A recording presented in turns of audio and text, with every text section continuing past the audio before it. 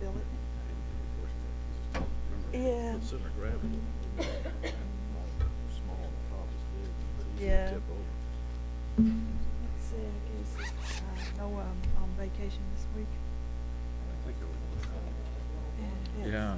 It's, Weather's just been crappy, hasn't it? it's spring break. Get an email to about reason. This is Asking about Monday. another term. I said to your mayor account, how Farragut, they were so after the last bill, I suspect. Did that? Yeah. Was it from you? Yeah. Many I don't remember getting it. Probably call it up on here. We can sure use history, so he has history. I emailed him today and asked him what to think, because he's the only one that was on the planning commission when all this came up before the original. Well, send it to your town, Farragut email address. So that usually comes over to my personal.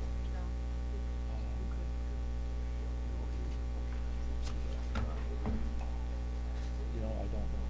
You can pull it up, I'll read it off of yours. Someday I will Figure out how to use this newfangled thing. think, because every once in a while, I think there's some stuff that I could. You don't mind to send it? Yeah, fine with me.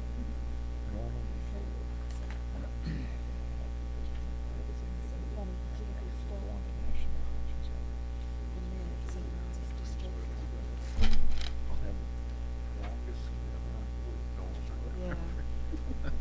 But otherwise, you're right. Otherwise, you could survive over. February the 25th. That's a good question. I don't know. This is me right here, isn't it? Okay. Want to call the March 20th, 2014 Farragut Municipal Planning Commission meeting to order. We'll start out with citizen forum. Is there anyone in the audience who has questions or comments that do not relate to any of the issues we have on the agenda tonight? Mark, you have any announcements? No, I don't. For the planning commission, after we have the meeting tonight, Mark is going to do a training session for us on site plans, so we'll stick around a little bit for that. Approval of the minutes for the February 20, 2014 meeting. Do we have any questions or comments with that? Any changes? Move for approval. Second? Second it. All those in favor, aye. Aye. Those opposed? I'll abstain. I was absent for that meeting. Item number 3, discussion and public hearing on a concept plan revision for the Bridgemore subdivision, tax map 152, parcel 25.01, 23.69 acres, 41 lots, zoned R-OSR, Placemakers Development applicant. Placemaker Development is looking at developing a portion of the Bridgemore subdivision. It's the area that's shaded there on the screen. But in order to accommodate their plans, they're requesting an amendment initially to the concept plan for Bridgemore. As you may remember, the concept plan for these multi-phase subdivisions like Bridgemore come before you on an annual basis for reapproval so that the concept plan stays current with any changes that may occur to town ordinances or conditions in the field, or just to keep everything fresh and current, and to kind of remind the public that this that this is what is deemed as the concept for the build out of this subdivision at this point. The most recent approval of the concept plan is actually, let me pull this back up on the screen, and it's this drawing here, and that was in May of 2013. This particular concept plan has 431 single-family lots, has slightly over 35% open space. As you know, in this zoning district, the R1 OSR, they're required to have at least 35% permanent open space for that particular type of zoning district. As an overview of what they're specifically requesting at this time, the amendments to the concept plan, there's really 4 different areas, and I'll try to cover those briefly. And I know the applicants are here if you have any questions of them or any citizens that may have an interest in this. But the first thing that they're requesting to modify is this roadway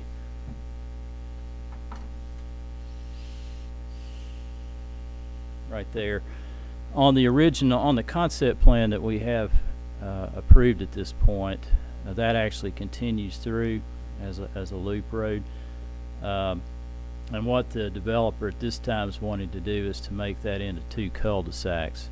So that's the first requested amendment. The staff doesn't have a concern with that particular request. It actually probably is a good thing. It involves less grading, probably would slow traffic down. So that doesn't appear to be an issue. The second area that they're requesting to change would be the sidewalk provisions. As you know, the existing portions of Bridgemore, and there's about 121 platted house lots in phase 1 of Bridgemore. All of those roadways have sidewalks on both sides of the street. That's not a requirement of the town. It was something that at the time that was initially developed, that was what the developer proposed, probably more for almost visual symmetry throughout the development. And what they're requesting as part of this amended concept plan is to continue the sidewalk on both sides of the street there at Barnsley, which ties into the existing phase that's developed. That's here. But then on the remainder of the streets, at least at this point, and they can speak to this maybe in a little more detail, they're requesting to have sidewalks on one side of the street throughout the remainder of the undeveloped portion of the concept of Bridgemore. And you can see those. It's a little bit hard to see, but those little red lines there on that concept plan are proposed sidewalk locations. So there are sidewalks along all of the remaining streets that have not been constructed, but they're on one side of the street. So that's a change that that's something that, you know, the Planning Commission has to render a decision on. Obviously, from the staff's perspective, we want to make sure that there's consistency throughout the whole development, so that, you know, if you go from one phase to another, you don't have sidewalks on 2 sides of the street in phase 1, maybe on one side in phase 2. Phase 3, they decide to put them back on both sides. You know, it needs to be thought through so that there's consistency and kind of flow throughout the entire development. We're not opposed to sidewalks being on one side of the street. In fact, it's less that the town would have to ultimately maintain. But that is something that needs to be discussed.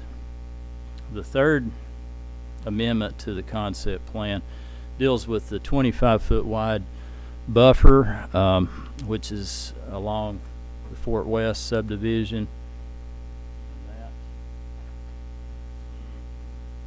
Pretty much where I just drew that black line. When the concept plan was originally approved for, at the time, McPhee Farm, there was a 25-foot wide open space lot, landscape buffer, that was part of that approved concept and part of the approved preliminary plat in 2006. The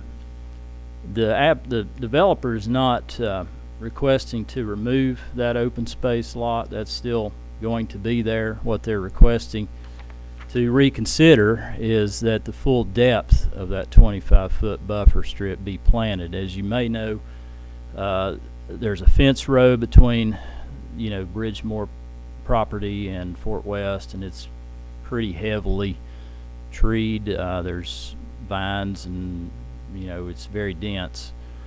But our buffer strip requirements specify that you have to, pretty much plant the full depth of the buffer strip. So what they're requesting to do is to certainly not disturb any plant material on that north edge of the 25-foot buffer, but to not have to be required to plant any additional new plant material kind of south of that. So that's the third request. Buffer strips are not mandatory in OSR, but for this particular development, they were part of what was approved. So in order to vary from that, they, are requesting that amendment to the concept. And the fourth item that they're requesting an amendment from is actually more clearly shown here. On the preliminary plat that was approved in 2006, there's a walking trail section that runs through kind of the drainage area. It's an open space lot, but it comes through this area here. And it continues on to the west throughout Bridgemore. They're requesting to not construct that particular walking trail system because of the topography. It's a drainage way. It would be kind of a tricky construction, and what they're requesting in lieu of that is, of course, the sidewalk network that they still are committed to do, and all the walking trails that you see here on the screen that are the black lines, mostly to the south and the west. They're also proposing to add a new walking trail section, which would be that one, which kind of goes up the hill. That's not as part of this next immediate phase, but that would be a new section of walking trail that they're requesting your approval for, that does run through the open space. Again, they're trying to get the walking trail out of that drainage area and have it in an area which is where it would be easier to construct and probably more heavily used. I would be deficient as a planner to not suggest and recommend that they consider some kind of a pedestrian connection down to the roundabout from the end of the cul-de-sac, for example. I know they don't want to do this, but that's something, because the town's got the walking trail that we're going to be finishing that connects Wentworth subdivision down to McPhee Road. But that's another element of the overall pedestrian network that may provide for, loop options. Somebody could make a nice loop out of it. Again, that's your all's decision to consider an alternate to what has previously been approved. It would be important to note that the concept plan that has been approved back in May does not show that walking trail network through the open space. That's only on the preliminary plat, so I just want to be clear about that. You don't see the walking trail going through here on this concept plan through that area. So they still show the walking trails kind of to the south and the west and all this network. A lot of that's already constructed, but so they're not trying to get out of doing walking trails. They're just requesting a variation to that aspect of the concept, and that's really the four things that they're requesting as part of this review. They will be submitting a preliminary plat probably for review next month, but they did need some guidance on how you all feel about the different modifications to the larger concept that they're requesting. Do we have someone with the applicant who wishes to say something and answer some questions? My name's, excuse me, my name's Jerry Wheeler. I am the applicant. Is there anybody here in opposition Can to you this? give us an address, please? It's P.O. Box 23435, Knoxville 37933. First of all, does anybody on the planning commission have any questions? Just one item, and Mark, I think I'm following you on item number 3. We're not talking about changing anything about the size of the buffer strip. But No. rather just having it planted all the way through. Right. I think they want to do, and they can speak to this, is to not plant the full depth of the buffer, so that if they needed to get through there for maintenance purposes, that they would have some ability to do that without getting in people's backyard. Okay, thank you.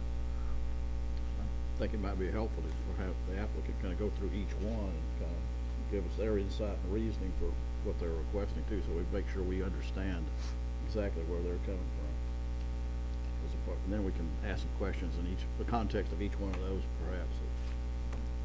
Okay, I'm gonna speak I mean, to. we've heard the, Okay, town plan. Sure. I'll speak to one or two things, and then I'll let Jerry Whitehead speak to others, because that's part of the original overall concept plan. What I would like to speak to, I guess, is the two cul-de-sacs versus what I would call the racetrack. It just, for traffic issues, safety issues, it just works better. And the only other thing that I would ask is if it would be possible on the sidewalk issue, if we don't want to have, we understand one phase being two sides of the road, another phase being one, a third phase being a blend, and, mix and match doesn't make any sense. So we're agreeable to that. But what I wondered is, can we have the permission to either have it one side or two sides without having to come back? In my mind, that's not a change of concept, so long as we're consistent throughout.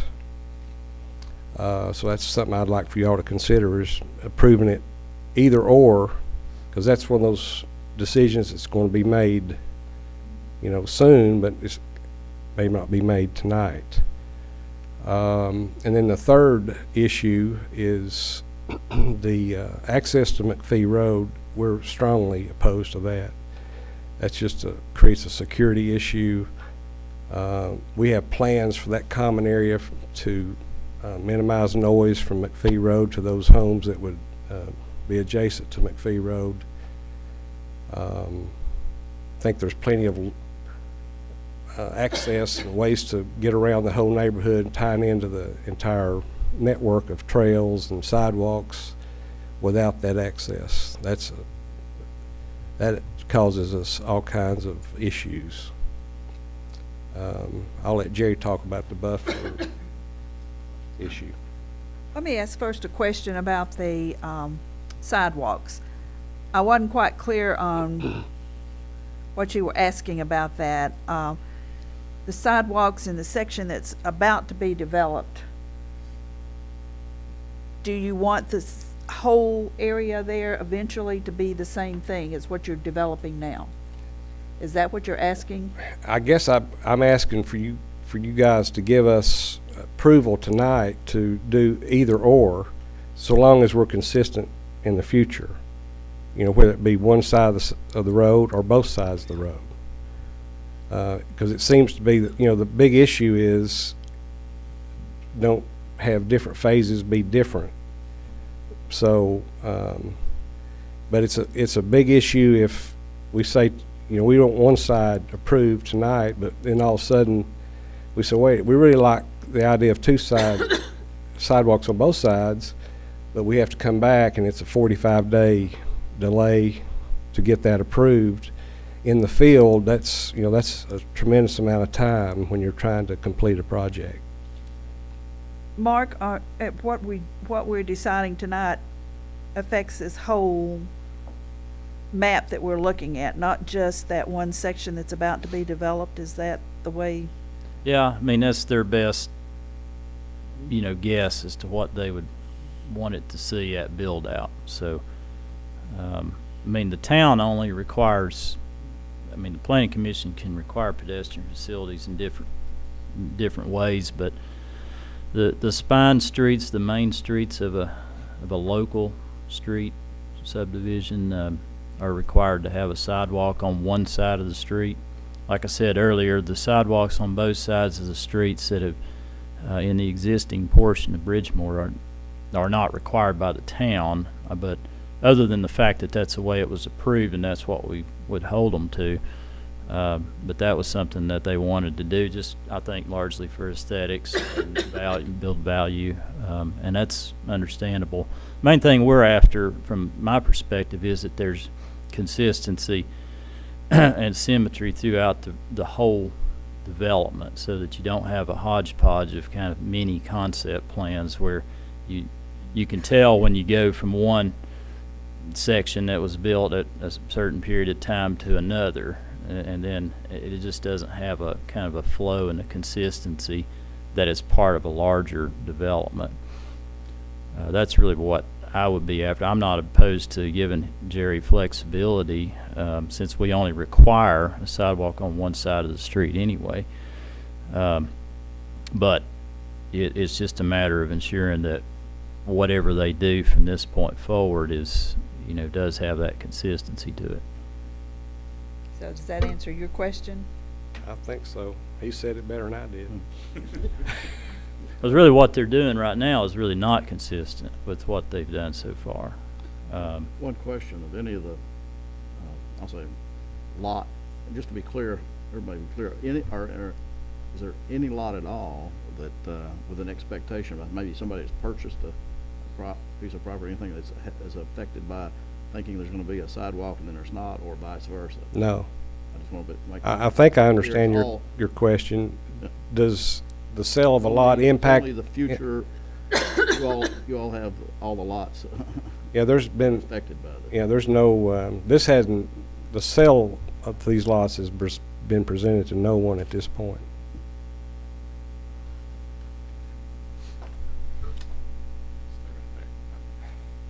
Anybody else have any questions from the planning commission? No, I would just offer an observation that if you look, if I read the small diagram, the change they want, that a lot of the areas where it is also the smaller lots, so if you have one sidewalk, you're gonna have a little more green space and yards or whatever in those areas. So That's, might be an advantage. excuse me. Tell us who you are first. I'm Jerry Whitehead. We've been working with this for a long time. And Give us an address too. we've had a that, address for myself. for your business. 11800 Kingston Pike. Okay, thank you. Okay. I think there's several things, and we've talked about it often in what we're doing, and what you brought up, Mr. Clare, is the difference in lot sizes. There's a lot of differences in lot sizes in this. The whole grand plan for Bridgemore was actually our largest, and probably is the first section that's in now, the one that goes to the top of the hill. It's also true that we had, at the time we put those in, sidewalks were 4 feet. Now they're 5 feet. And your observation was good. When we have smaller lots and you put 5-foot sidewalks on either side with the proper setbacks and everything that we've done, and the lighting and all of the things, we just need maybe some flexibilities on some of those areas, because they might not be big enough to do that. Also, I think that if we get the opportunity, I think everybody's seen that what we've done, I think so far has been very good, and we're not going to not keep that quality up. Another thing that was brought up, and we've discussed this a lot, is the access onto where the roundabout is there. We're actually, it was designed, and we're going to have a beautiful fence along there sometime. So it was not, that comes down to the main entrance and comes and goes in front of the farmhouse and all the way, eventually sometime, when we have plenty of money to do it, we'll go all the way down to the corner road to make it look. But we have lots of entrances for the walking trails. You can see 1, 2, 3, 4, 5, I think, entrances on there. Not counting that you can just come up the mall, walk up the boulevard and go. You can walk or ride a bicycle as much as you want. That's a public property. So we're not trying, by saying we don't want that back there, we're just, again, as Jerry said, we're just trying to protect that area and screen it from the roundabout, to be honest. And so I don't think, and it was never, by the way, it was always just for the people that lived inside the neighborhood. It was not to draw people in there, because if you look up there, the houses are going to be backed up to those lakes, and it would effectively be walking in someone's backyard, someone's back patio, if we had that. And we don't think that's to bring outsiders there is not that good a thing, from my mind. Anyone else with any questions or comments? Anyone in the audience have any questions or comments? Can you come up to the microphone?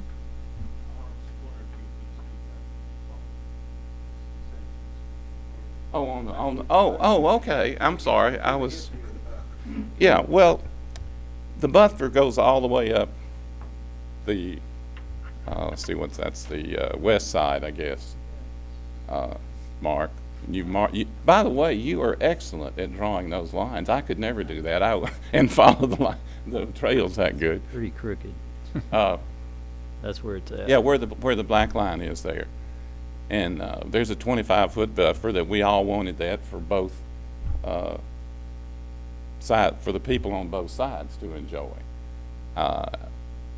And they want, I mean, the plantings that they want to do, that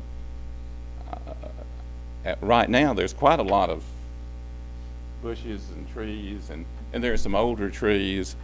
And one of the concerns I have early on is that's all the big open farmland now. And a lot of times in Fort West or the places, trees fall over. Most of them come out of the old fence row that goes down through there. And it's, most of the time they fall onto our property. And we're perfectly willing to go over there, and when the big oak tree crashes down, the only way the people that can saw them up or get them out is to come on our side of the property, and we're very happy to help people with that. It happens quite often, to be honest. And if we plant that, I don't know how they're going to get. In fact, in the weather we've had this last year, we've had a lot of trees fall down. And in some cases, the people over there had to have cranes go across to the top of their house to get them, where they didn't fall on ours, they fell in their own yards. But actually on their backyards where they are when they fall, it's much easier to get them going down the fence road from that side. And I think it would be a mistake if we planted trees all that so densely that you couldn't get back there. Now there'll still be, I would say, at least 50% of the people will heavily landscape the back of the end of where their lot terminates, which would still leave us there's still that 25-foot buffer there. But we just want the flexibility, Mark, and we've talked about this a lot, to not jump out there and plant a whole bunch of things there that we're going to ruin. trying to go back and help people clean up what they've got. It can be very expensive as well for the other people. I mean, we've got enough coverage out there now almost to just to with what's growing out there to meet the standards. But if we do it, or if we do it in concert with the people on both sides, we can probably work to make it better, rather than us going out there and just guessing where the next tree might fall or whatever, especially in the construction periods. And does that answer your question? Is that vague enough? Okay, yeah, well, we can talk about it, but that's really the feeling about it. We can, I mean, we could set some stuff out, but that really worries me a bit, because 25 feet is big, but it's not too big when you start planting stuff around and it starts growing. And yeah, that's true. And believe it or not, some of the, when you look at the trees that are in the fence rows or just off the fence rows, I mean, some of those are probably coming out as far as from there to us. I mean, it's as far as the drip line of the trees, and you've got to worry about that too, is how it's going to affect those trees. Okay. Mark, while he's coming up, Mark, let me ask you a question. Yeah. Go about complying with the existing concept requirement. Oh, that's right. Would the existing vegetation remain, and additional planting would be made back toward into the development? Is that Yeah. correct? So the existing vegetation will remain as is, and then this Yeah. would be an addition. Yeah, they would have to protect the existing vegetation as part of the preliminary plat. There'll be tree fencing all along there, preferably out to the canopy, the drip line of the trees along that buffer, so that area is not damaged during construction. So, Thank you. Go ahead. Tell us who you are and give us your address, please. Okay. My name is Wayne Bartow, and I live at 12628 Broken Saddle Road for 25 years now. Fort West subdivision. And I live on the border of the Bridgemore development. And my question on the buffer is, do you plan on clearing out what is existing there now in terms of vegetation, or leaving it as is? Because it looks like from what has already been started at the bottom of the hill, they're starting to clear some of that out. And I didn't know if you were going to clear all the way up through there, that 25 foot, and just leave it empty and not plant, or do we plan on leaving the existing vegetation that's already grown in there as the buffer? Because it does provide a visual. well, the existing mature vegetation in a buffer strip is required by the town to be preserved.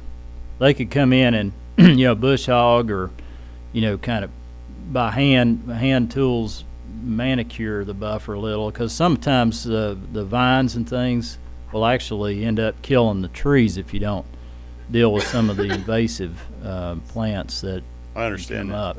There is a lot of not mature, I'll call it, shrubs and wild raspberry, Probably a lot of other privet. types of woody material that's grown in there. You would probably call underbrush, but it does provide a visual barrier, especially when it leaves out in a couple months. So if that's all cleared out, then a lot of people will really not have any kind of a visual barrier between, their existing house and the new development without a planting. Yeah. That's my concern. Like I say, mature vegetation, namely tree cover, is required to be protected if it's in a buffer strip. So they couldn't go in, and I don't think they're wanting to do this anyway. They couldn't go in there and just start cutting trees out. And what they could do with town approval is go in and selectively remove privet, bush honeysuckle, some of the Well, why vines do and that? things, because if you don't do that, it's going to compromise the tree cover anyway over time. There's probably a few trees in that fence line that have died because they've been suffocated by invasive vines and growth that has been I uncontrolled. think basically. what could be compromised has already been compromised. So, that would be okay, as long as it's, properly conducted and we're aware of what they're wanting to do, how they're gonna do it, the scale of what they're doing, but in no way should they be removing any, any tree cover that's healthy and doing well. Well, I have one follow-up on that. And that's, was on item 28 on the minutes that were on the agenda. And I'm not sure if this I think it applies to what we're talking about. It says the berm and swale combination shown along the northern side of the subdivision near Fort West should be located outside the landscape buffer and tree drip line. Now, That was, I guess that is still in the plan? well, that was something that was part of the preliminary plat that was approved in 2006, so, that is something that could be revisited. They're, in fact, submitting a preliminary plat for that shaded area, probably would be reviewed next month. And those kind of more specific aspects of this development would be looked at as part of the preliminary plats. But what they need tonight is guidance on how to deal with the buffer strip, in more of a broad context, so that they can have some direction on what to do with regards to the more specific preliminary plat. Were there details on that berm and swale? Not to my knowledge, no, unless it was on the grading plans for the preliminary plat, which it very well could have been. The reason I ask is that could be an effective part of the visual buffer. Yeah, it could be, yeah. So maybe you guys have something to add to that. But And they could do a berm, as long as it doesn't adversely affect the mature tree cover in that buffer area. If they wanted to come in and build a series of some berms, well, the way this is worded is actually outside of the buffer area, just outside of the buffer area. Should be located outside the landscape buffer and tree drip line. yeah. That's all I had. Anyone else have any questions or comments?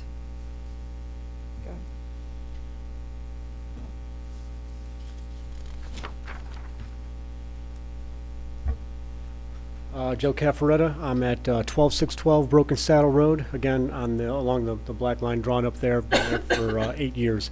I guess I have two questions. The first is the current barbed wire fence along that, is that a surveyed property line? We've had the boundary survey, and I can't tell you if that fence is on that line. Generally speaking, they are. Okay. But they did, sometimes they would have, attack the trees back when it was a farm, so you can't always go, it could be a footer. Okay. It's a pretty good rule of thumb. Okay. And the second question I have is, it seems like a lot of what's being talked about here with regards to the buffer zone is what's going to happen during development. And I guess I'm a little more concerned about ongoing afterwards. What is the plan for maintenance in that buffer zone? I think that's Can you come up to the microphone, please? I think that's specifically what Jerry Whitehead was talking about. If it's the way it is now, I think part of a buffer zone definition is you have to have 12 units per 100 feet of planting.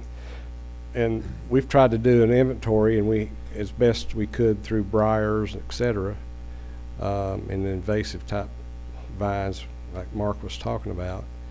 But we do have an inventory of existing trees throughout that whole common line between Fort West and this phase. I don't have it compiled yet, and my surveyor is not a tree expert, so I've got to have someone go out there and identify those trees. But I know this, just in a quick count, there are more trees, they exceed 12 per 100 on existing trees. And there's not been any trees cut, to my knowledge, recently. For maintenance, that's why, if you plant, the folks that build on those lots that adjoin Fort West, they're going to plant a lot of stuff in their backyard. I mean, they want privacy just as much as the folks in Fort West does. So, you know, if you plant the 25 feet so dense, you can't maintain it. It's a pretty good buffer as it exists, and that's in my opinion.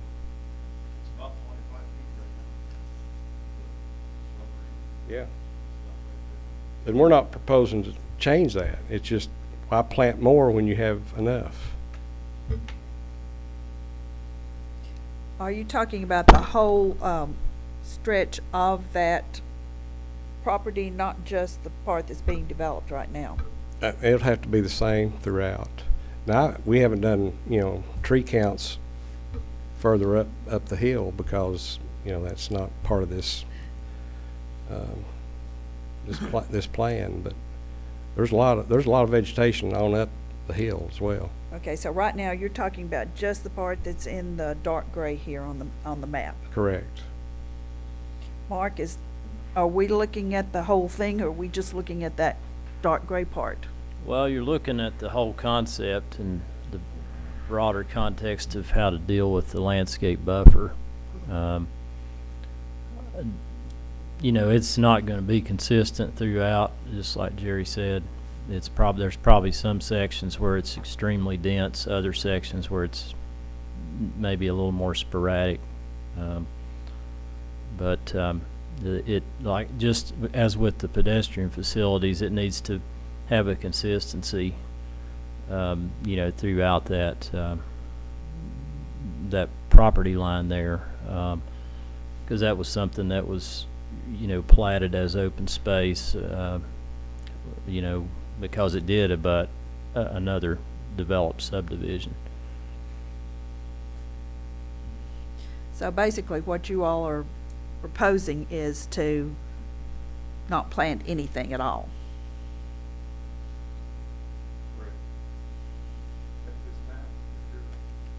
Maybe what they would be better to state is where the 100-foot section throughout that whole buffer meets or exceeds the 12 units per 100 feet with existing, you know, plant material that's not, you know, not invasive stuff, but existing quality tree cover, then their request may be to not have to add additional plant material to fill any deficit in the depth of that 25 foot, so that they can leave some edge of that to get in there should they need to remove a tree or do certain maintenance to that area back through there.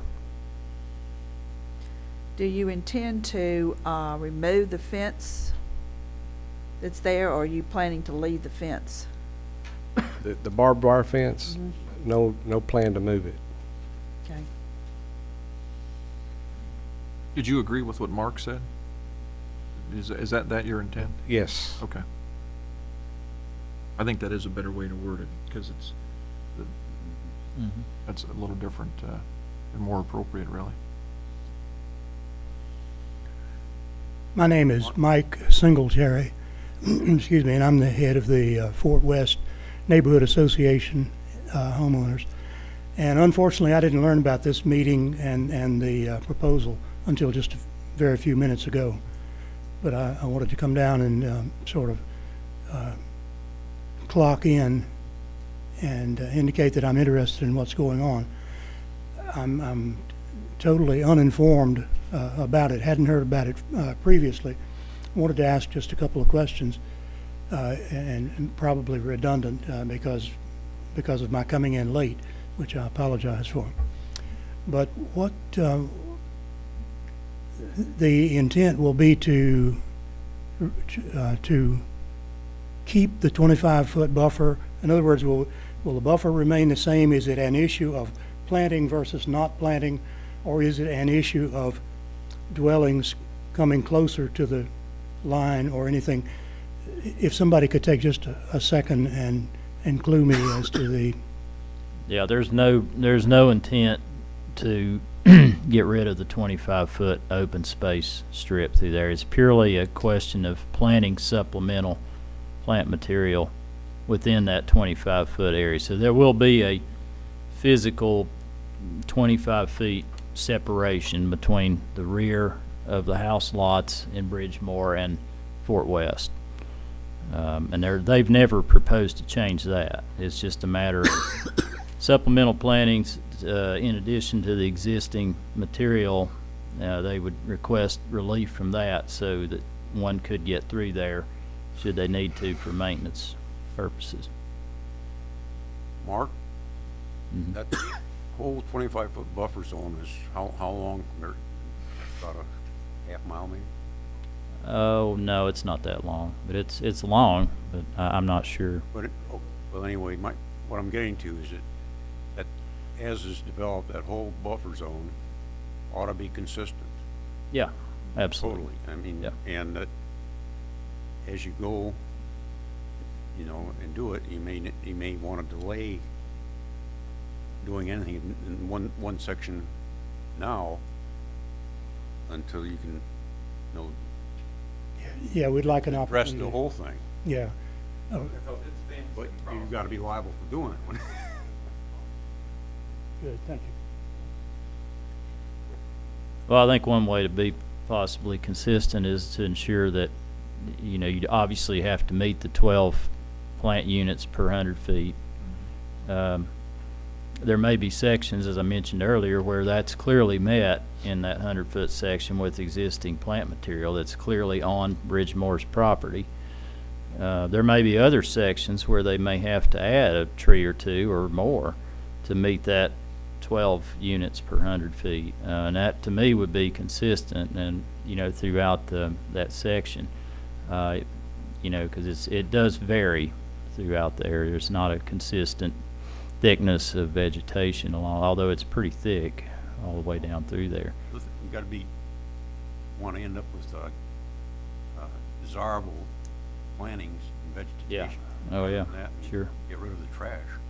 Yeah, and like I said earlier, I would support selectively, carefully removing invasive stuff, because some of that could compromise the quality stuff that you're using to fulfill your buffer requirements.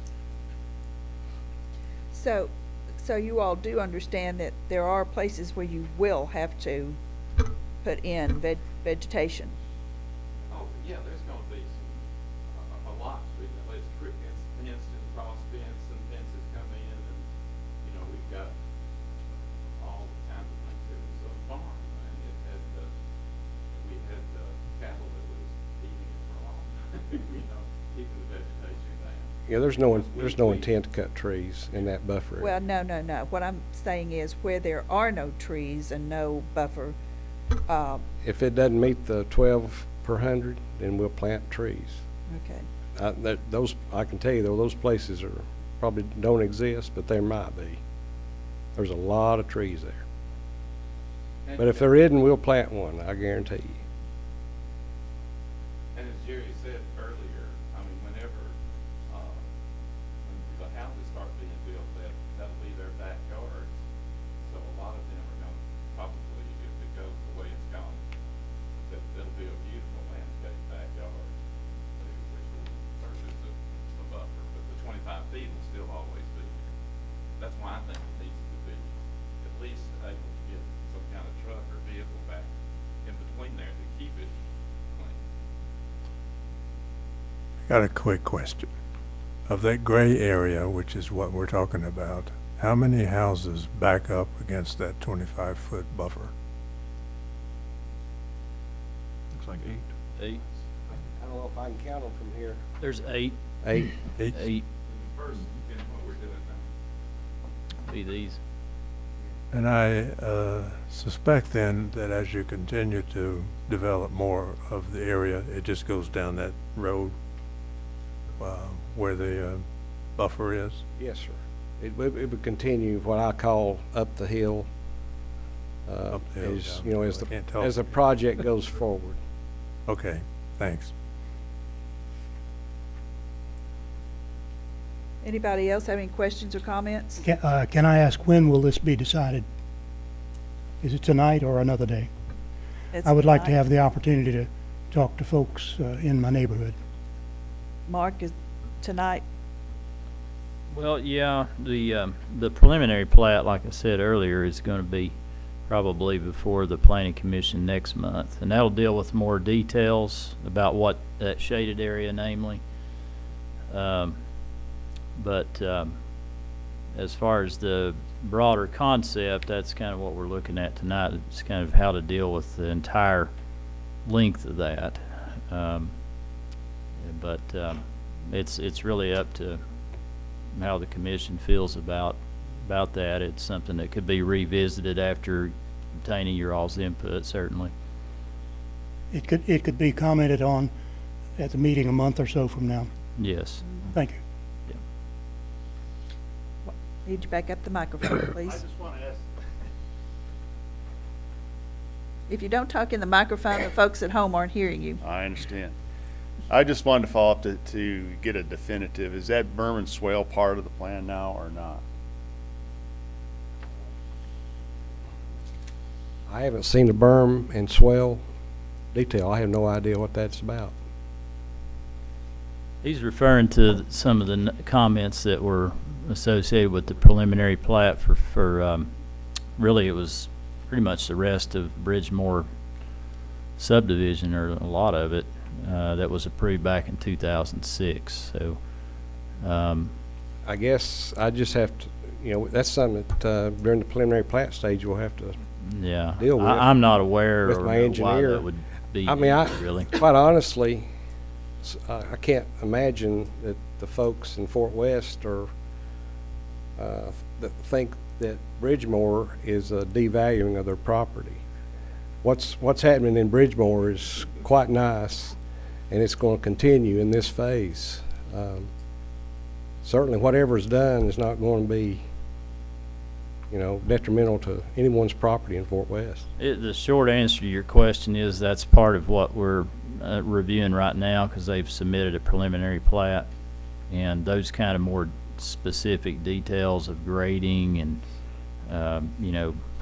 a lot more detail than what's on the concept plan or what is under review. And certainly I'm sure they would love to hear your all's input on that aspect of what they're doing. I don't know why there should be a berm there. That to me doesn't make any sense, but I'm sure it was a part of a visual it could have been, yeah. type of thing. Yeah, and if that's something that everybody wants to work out, that's certainly fine with me. I think, Mark, I certainly don't remember all 34 items from 2006, even though I was in the meeting. Yeah, I don't remember. Ed was the only one. I only Ed remember was the only one 33 that was of them. on the. I guess things change over But I- time. But I think and, the key there is that it was approved as a requirement, and it was on the table. I don't think it was something that was, I'll say, imposed. It was probably coming out of either the comments of staff or because it was shown on, the comment actually says the berm and swell combination shown along with it. So that means we were looking at something that was existing on a preliminary and plat. it could be, when we review the preliminary plat, we will get into how the lots drain, and it could have been an aspect of that. The town engineer and assistant town engineer will look at that carefully. We want to make sure that the water is draining, away from the structures and getting to drainage easements, and those things will be looked at. And that might have been the way that at that particular time they were proposing to deal with it. But that could be amended if they have a better way to do it. Okay, thank you. Anyone else?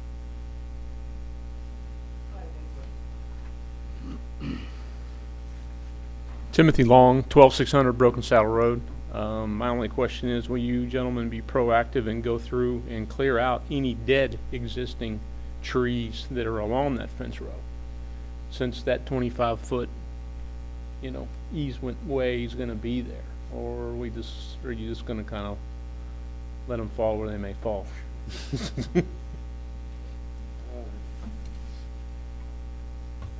Short answer for that is yes. Now, yes to which one? You just gonna let them fall, or? Whichever goes first. Dead trees are a liability, and insurance companies don't like liabilities. So if there's a dead tree, it needs to go.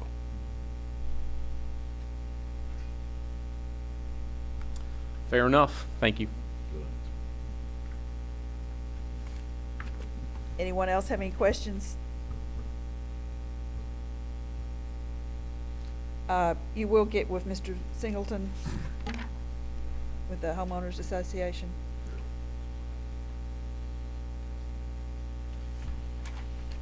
No more questions from the planning commission? Anybody else have any questions up here?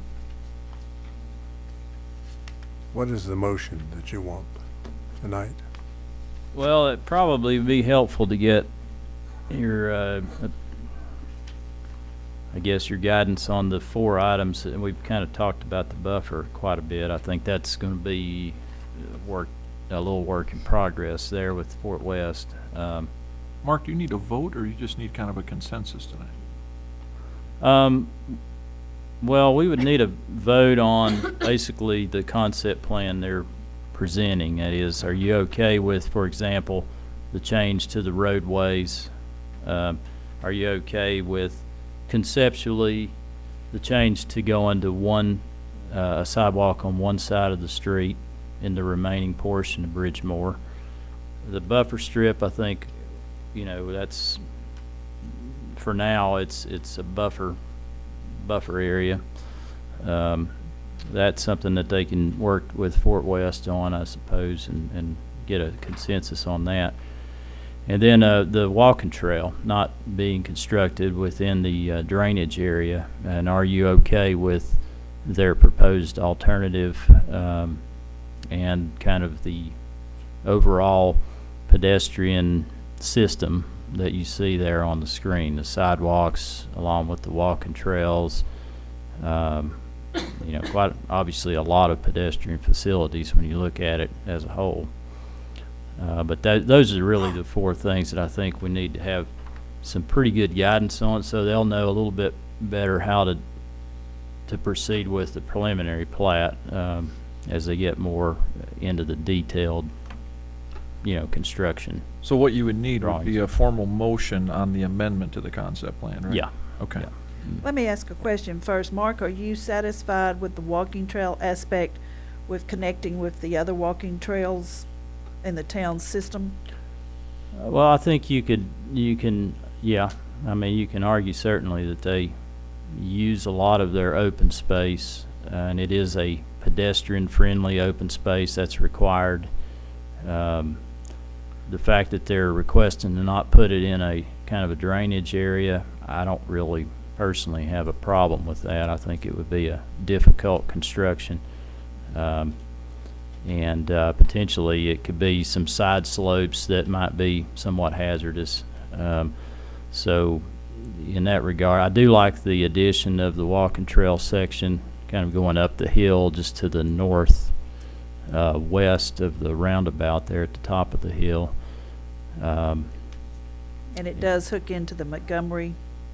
Yeah, well, the Montgomery Trail is over, that's somewhere over here, over in this area. I'm trying to remember, isn't that right, Jerry? Yeah, it's right at the very top. Piece right there, I think. I got this one. Well, they definitely will have to connect to that. I was thinking it was a little bit There's a little bitty stub right there. further south, maybe like right here. But they're, yeah, they would be connecting to the Montgomery Trail and other properties that, you know, abut the Ridgemore subdivision. They do not show a connection to Fort West, and they never have. For my clarification, they're asking for that access onto McPhee Road to be closed. Well, no, what I was talking about was just considering a little sidewalk section from the end of the cul-de-sac on their new road there in the north down to the sidewalk that is along McPhee Road. And that was what I was talking about earlier, not a vehicular connection. Okay. And the other thing, they are asking option on one sidewalk or two sidewalks. One on, okay, is that what we're voting on? Well, the request is to put them on one side other than blending in with the existing sidewalk on Barnsley. In that area, it would be two sides because it's tying into a road that already has, it's a stubbed out road that already has sidewalks on both sides of it. So to give it a visual consistency, they're continuing the sidewalk on both sides of that street. But on the two cul-de-sacs that they're looking at for their phase right now, they're just wanting a sidewalk on one side of those, and then to continue the one side sidewalk theme throughout the rest of the concept at this point. At least that's what their request is. If they decide to put them on both sides of the street, then they need to be consistent with that, you know, so that again we don't have a hodgepodge of phases that I mean, it's already a variation from what's out there to go to one side, but if they're consistent with the one side throughout the remainder, it may not be, you know, visually a problem. Thank you. Well, I move for approval of their request, I'll as second. we have discussed. All those in favor? Aye. Opposed? So we'll see you back again next month, Okay. and you will get with Mike.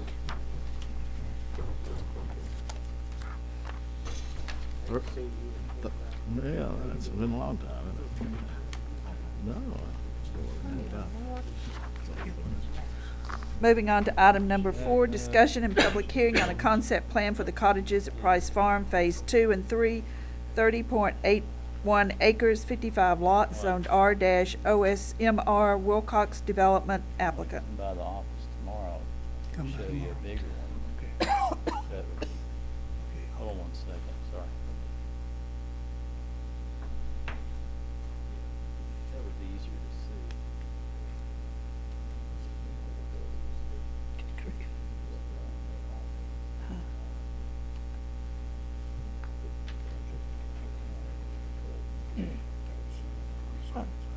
Oh, sorry about that.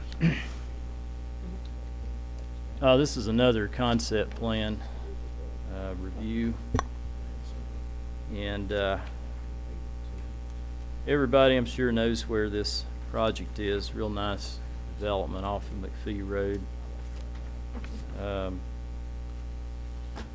think it was last year, Farragut Investment Properties purchased the cottages at Price Farm. It had kind of stalled for a while. There were some issues with the previous owners, and they've come in and they've actively tried to finish out, you know, the Phase 1 portion, the clubhouse and all that stuff, and we're very appreciative of that.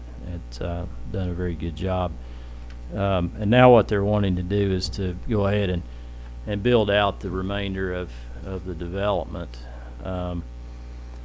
Similar to Bridgemore, the concept plan for this development has been coming before the Planning Commission on an annual basis to keep it current.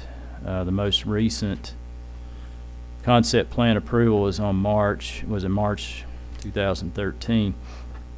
As you may remember, before that, in 2010, there was kind of a significant amendment to the concept plan, and that's the one that's shown on the screen, and it's the same one that was reapproved in last year, where they converted more of the, as you may remember, initially the whole development was going to be quadplexes, kind of what's built out more or less in the first phase.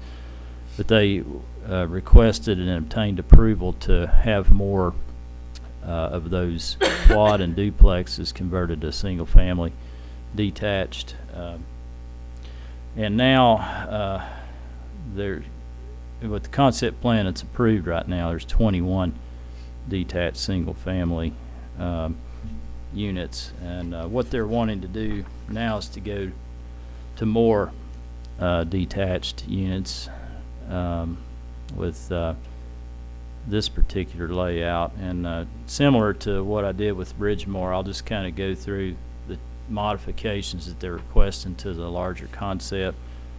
The first one is, as I mentioned, the higher proportion of single-family detached units.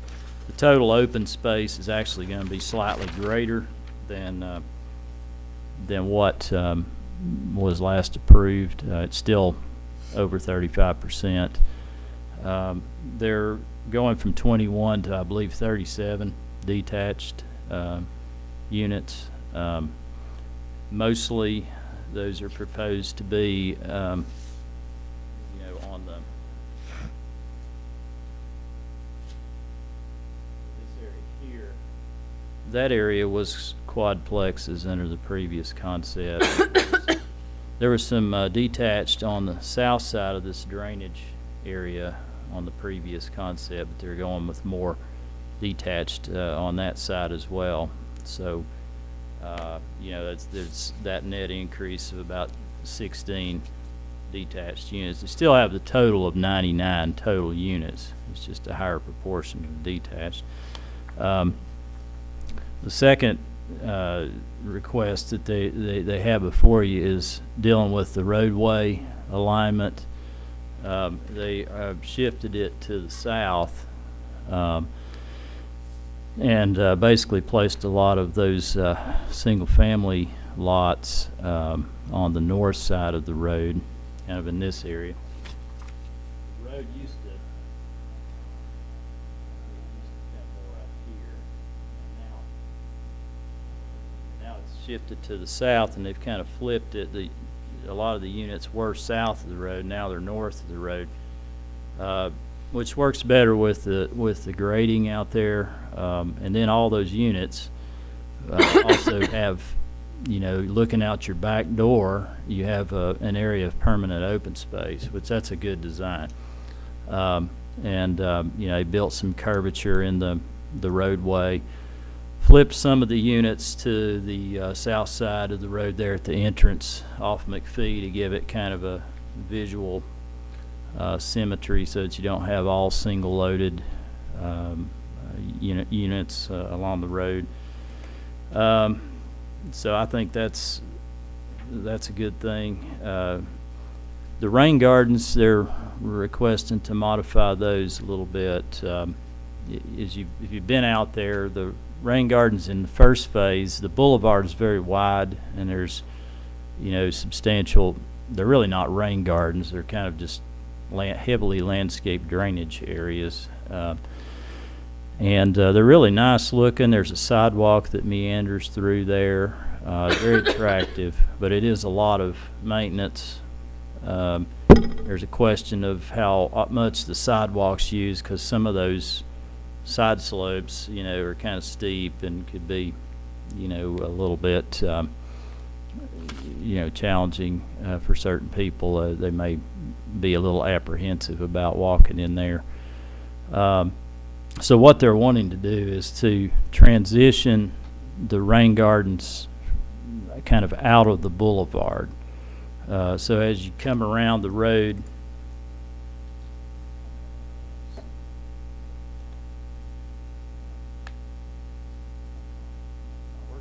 okay, always happens. As you come around the road here, the rain gardens are going to taper and thin out and eventually disappear by the time you get to the drainage area here. What they're proposing in lieu of that, to give it some visual consistency as far as continuing the rain garden theme throughout the roadway, is to push the rain gardens to the sides of the road and drain all the water. Still are proposing the flat curb like they have out there in the first phase, where the water just drains to the rain gardens. In this case, instead of draining to the boulevard, they're going to be flowing the water to the sides, away from the dwelling units, into the rain gardens. Let's see if there's a better drawing of this. Maybe Mike's plan. Yeah. this is the landscape architect's plan, and kind of these shaded areas are the rain gardens that they're proposing. And it's, you know, up back here's all the existing ones, you know, with the sidewalk going through there. As you're coming through the boulevard, the rain garden's thinning out and disappears when it gets here, this big drainage way. At that point, the rain gardens pick back up, basically over. Can you all hear him? And that whole kind of linear area is a proposed rain garden. And they're given another rain garden area there. So really, they still have rain gardens, but they're thinner and they're moved out of the boulevard. That, I don't know, that's a little bit of a concern with visual consistency, but it may not be. It may look actually really nice. It's going to be heavily landscaped, just like the rain gardens are in the existing phase. They have the same landscape architect involved, and he's here, you know, to show you anything or go ask any questions you may have. But that's another change that they're wanting to do. And then finally, they're, as you may remember from the concept plan that has been approved, a lot of the trail system around the perimeter was to be a private kind of crusher run paths that would be privately maintained. And what they're proposing to do is to not have the sidewalk within the boulevard, since the rain garden's kind of going away. And in lieu of having a sidewalk anywhere along the roadway, they're proposing an alternate pedestrian system of walking trails, 8-foot wide walking trails, throughout kind of the perimeter area. So you would have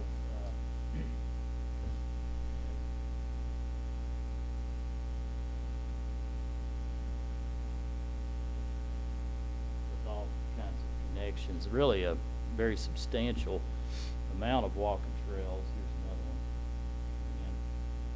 And this here would be a crusher run trail, potentially, that would go kind of through the center of that large open space area. But the kind of the outer perimeter would be an 8-foot wide walking trail. They're proposing that in lieu of what they've done in the current build out portions where you have a concrete sidewalk within the rain garden. So those are things, and then they're trying to work the walking trails in with the contours of the land, so that it minimizes grading, and that's pretty much the major modifications that they're requesting. I think given the scale of how much walking trail network they're proposing, I think it would be more functional than having the sidewalks interior to the boulevard. I think you'll get a lot more use, a lot more variety of users, because it's a wider path. People actually like to walk on asphalt much more than they do on concrete, and certainly run on asphalt. But that's what they're requesting, and I guess if you have any questions, I can try to help you. And I know they have quite a few people here that can help you with any details. Yep. Question on that, on the revised walking trails. Is the access from the residences fairly well? That's similar as to getting onto a sidewalk, or are you going to access from the residence into the middle of the street? Yeah, that was one of my comments, is that they're going to have a lot of access points down to the road from the walking trail, and this has been done in the first phase of the cottages in a couple of places where a walking trail is kind of a dual function. It's also a driveway walking trail easement. So basically you would be coming down driveways that would be also walking trails to the roadway. If you wanted to make a loop, you know, you could walk in the road, should be able to walk in the road safely. It's it's a well-designed road from a traffic calming perspective. You don't have a lot of straight, you know, I guess areas. kind of the other way around is the walking trails, as being proposed, lend themselves to being used, so you don't have to use the roads? Well, I think you could use the road if you wanted to make a loop option, you know, but I think having the walking trails away from the road, and perhaps a more pleasant walking experience, would render them to be more functional, I think. And you can, you know, get through that whole walking trail network and loop back onto the walking trail along McPhee Road. I mean, it's all connected. There's actually a couple of places where the walking trail is connected to the walking trail on McPhee Road. So That's not really my, I'm not sure I Right, understand yeah. your question. is if you're leaving the house and you're gonna go some from point A to point B, are the walking trails such that one would tend to use the walking trail rather than going down the street to the... There'll need to be connections from extending from the ends of driveways to the walking trail. More of those. That was one of my comments on this. So, for example, you may have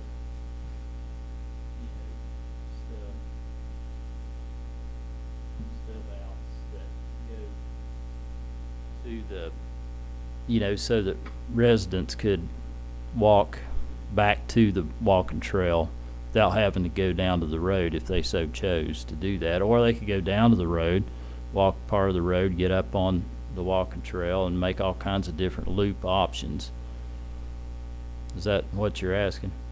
I think what Ed's asking is, are people gonna use the walking trail, or are they gonna use the street? Yeah. You know, one of the things that I see about the walking trail here that's kind of unique is, and this is a positive thing, is it takes people out of the flow of traffic, but it doesn't take them out of the line of sight of the individual homes.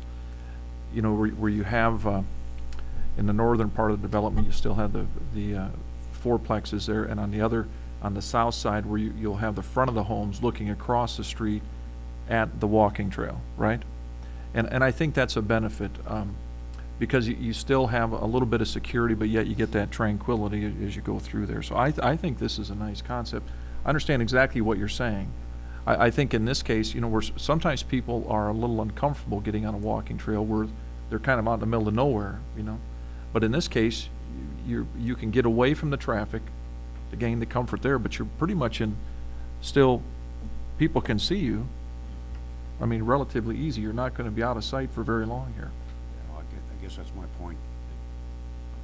Designed so that the first choice would be used to stay out of the street. Mm-hmm. Well, hopefully it'll be designed to where you could have various different options. If you wanted to walk in the street part of the way and, you know, loop back into the walking trail network, that would be fine. But you need to be thinking about whether you want a sidewalk in addition to this along the, you know, Price Farm Boulevard. You know, there is a sidewalk, as I mentioned earlier, through the rain gardens, through the existing phase, but they're not proposing to continue a sidewalk in the remainder of the development.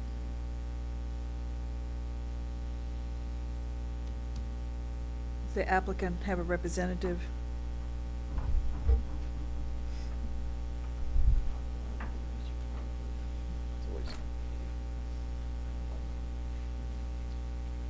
My name is Kenny Kirby, 744 Price Farm Boulevard. I am the applicant.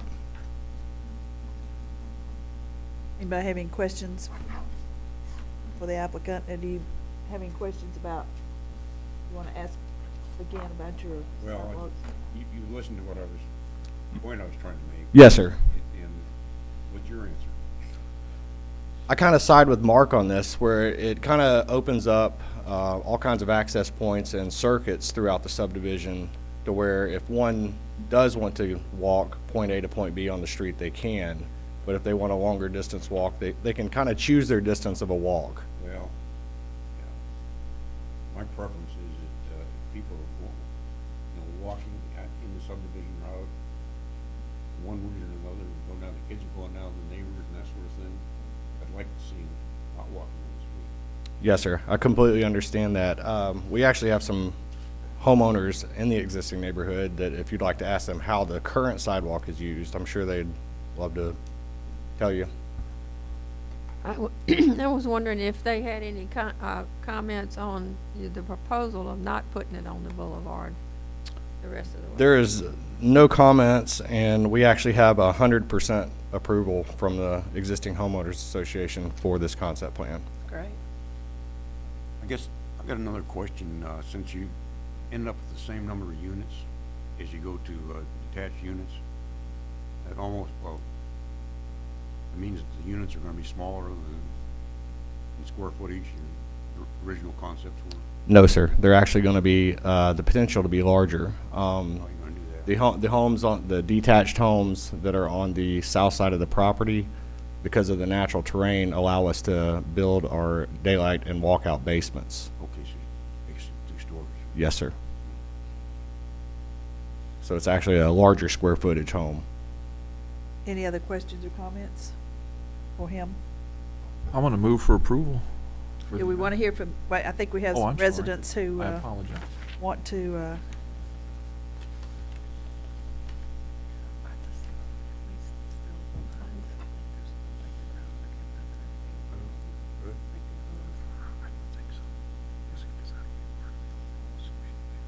I'm Clark Brecky. I'm a homeowner at 708 Price Farm Boulevard. And I really think that more thought has to be given into having only walking trails and not at least one sidewalk. We have on the south side there several different houses. We have on the north side a clubhouse. There is no direct way to walk from those houses to the clubhouse, which one would think would be used by residents on the south side, unless they walk in the street or walk on the outer perimeter. There's no way that they're going to walk down a driveway to get to the outer perimeter because of the fact they don't want to be in the outer perimeter. They want the shortest distance between their neighborhood, their part of the neighborhood, and the clubhouse. And to answer your question, they will indeed probably be walking in the street. thank you.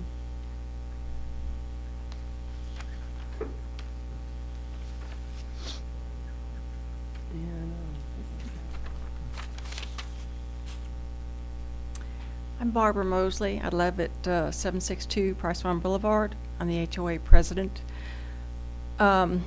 Mark Shipley emailed me when consideration was being given to our preliminary concept plan, and I attended that meeting, and it was actually, I was the one who suggested if we could perhaps revamp the system as it's originally presented. My concern was that even though we currently have a sidewalk there, it is, as Mark described, quite meandering, kind of uneven. So most people do walk in the street. Currently, we don't have that much traffic, so it is quite safe. We find usage of the walking trails is quite prolific. We have a lot of runners. We have a lot of moms pushing buggies and strollers. We have a lot of people on bicycles, so it's a wide variety, including the residents who use these walking trails and these sidewalks. And most often, I witness people not using the sidewalk so much, as Mr. Brecky described, from the entrance going up to the clubhouse, there is the sidewalk system going through the rain garden. But again, it just seems quicker to go up the side, up to the street. I think a sidewalk is really not necessary in phase 2 and 3 here. I made the request that perhaps we could either alleviate or at least reduce the rain gardens because they were quite high maintenance. They're heavily landscaped, requires a lot of pruning, a lot of small space mowing, type things, so it does become quite costly. And his recommendation or suggestion of perhaps substituting with the walking trail usage, I think would be predominantly used by people from the outside who come from McPhee Park or who come from the Bridgemore area that are doing a real complete round, because we notice a lot of people will cut through our property on the walking trail because it does provide an alternate to just walking along the street on McPhee Road. It's quieter. It's certainly more bucolic. So I would like to suggest that you all approve the plan as it has been presented by Mark Shipley, with the strong suggestion that we try to utilize the walking trail as our sidewalk. Anyone else?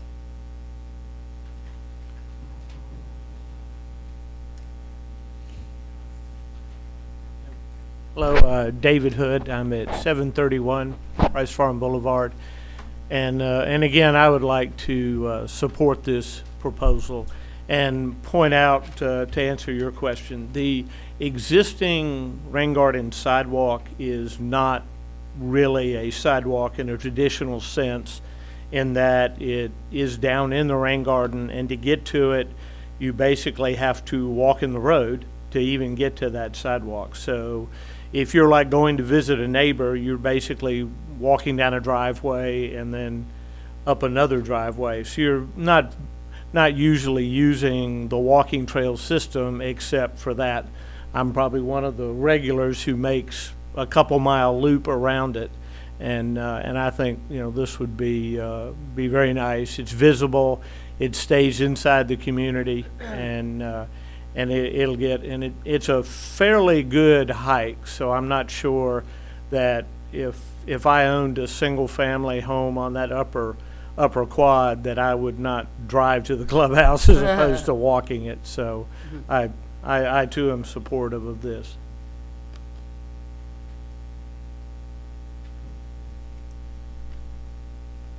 Anyone else?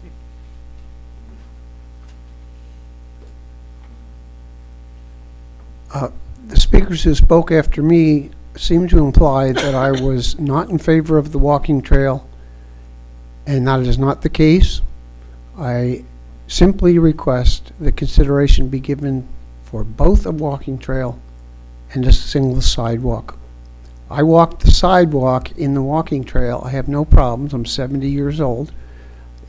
I don't think that we're talking about big changes in elevation. If you're really concerned about walking in the street, I think we need a sidewalk. I would also say that the Homeowners Association board made this decision, and it was made without input from the residents other than the document which we signed that has been reported to you as anonymous. But we never had a discussion on the pros and cons of this plan.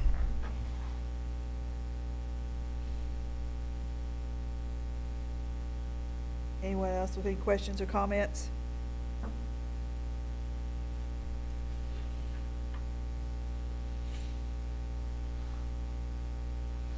Do I have a motion? I'm going to move for approval. Second. I'll second. All those in favor say aye. Aye. Aye. Opposed? Aye.